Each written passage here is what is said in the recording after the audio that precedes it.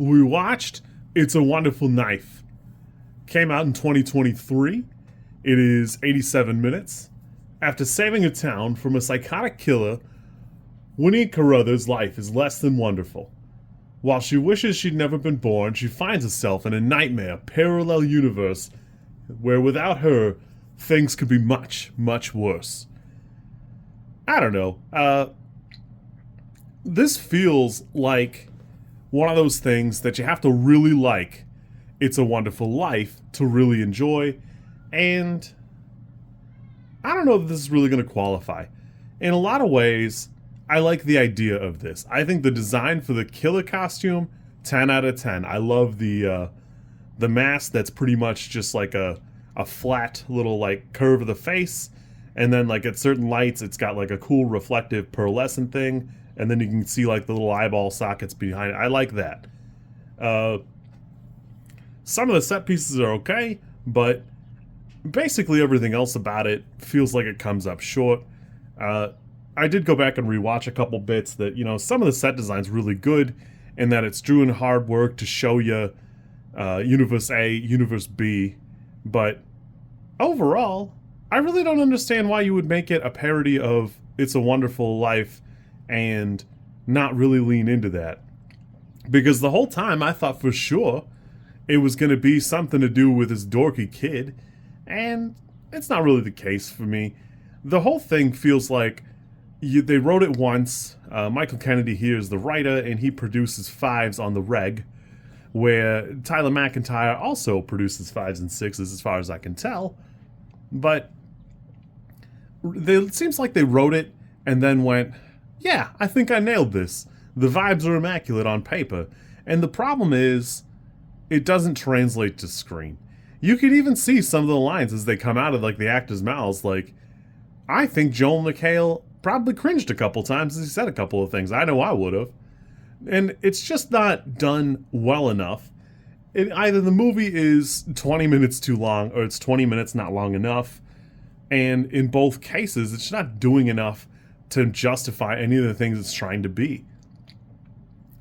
I wouldn't even really argue that it's much of a spin on It's a Wonderful Life, because it's not doing anything to really get in there or be something that it wants to be.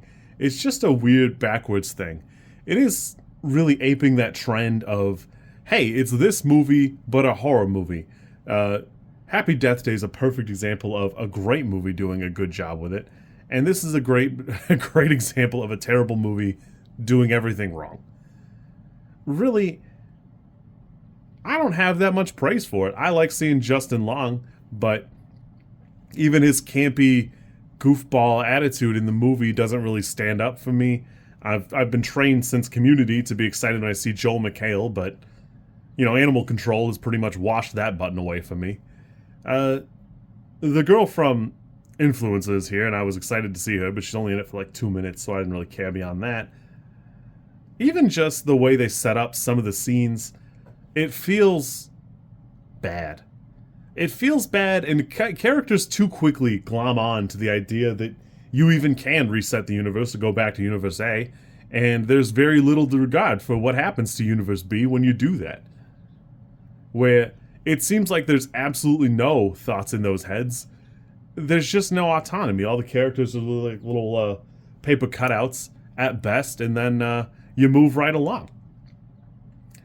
I wanted to like this. I go into every movie club movie with a little baby bit of apprehension. There's an element to this that I think it's supposed to be more campy than the thing I like. For me, this is probably a 2 or a 3. It's 87 minutes of, I wish this were better. It's got some fun moments. Again, I like some of the design. I even like the little knife with the wings. I think it's a crappy knife, but I like that they're trying to go for something. I just don't feel like they did enough work to make it something good. It feels like a project where the project was too high concept for the crew that really put it together, which is unfortunate because I think Tyler MacIntyre is capable of something pretty good, and I think Michael Kennedy does a good job sometimes. It's just not here. Maybe better as part of a team. I don't really know. Oh well, you kids be good. I will catch you later, and yeah, later on. I think it's worth noting that Michael Kennedy also is credited for Freaky, which I remember enjoying. This, and then shortly thereafter, the screenplay for Time Cut. And that's wild because it feels exactly like Time Cut. It's got all of the good parts of Time Cut, and and all of the bad parts. There aren't really that many good parts about Time Cut to have made 2 times. He's in Hard Eyes. I remember enjoying Hard Eyes, but it's nothing to write home about, in my opinion. But I forgot during the movie going, hey, this reminds me of Time Cut, a kind of a lot. I wanted to, oh, well, that explains it. If you like this content, I'm supposed to ask you to like, comment, and subscribe. I think like is here, and comment is probably down there, and subscribe over there somewhere too, I think. I don't know how many times this like snippet is gonna make it into a video. Everybody says you should do it this way, and I always thought it was just like an annoying thing other YouTubers did. And as you know, I am bad at editing, so if you like it, great, I'm happy for you. If you don't like it, I'm sorry.